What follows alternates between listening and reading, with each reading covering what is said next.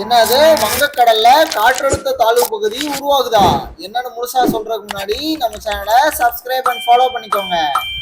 விஷயம் என்னன்னா, தெற்கு அந்தமான் கடல் மற்றும் அதனை ஒட்டிய பகுதிகள் மேல ஒரு வளிமண்டல மேலடுக்கு சுழற்சி நிலவுது.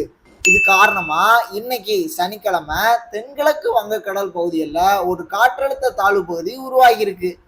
இது மேற்கு வடமேற்கு திசையில நகர்ந்து நாளை மறுநாள், அதாவது 24ஆம் தேதி தெற்கு வங்கக்கடலின் மத்திய பகுதியில் காற்றழுத்த தாழ்வு மண்டலமா வலுப்பெற்று அதுக்கடுத்த 48 மணி நேரத்துல மேற்கு வடமேற்கு திசையில தொடர்ந்து நகர்ந்து தென்மேற்கு வங்கக்கடல் பகுதிகளில் மேலும் வலுப்பெறும்.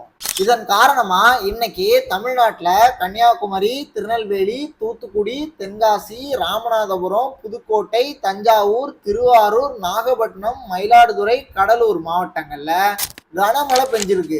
இந்த தொகுப்பை கடைசிவரை பார்த்ததுக்கு ரொம்ப நன்றி.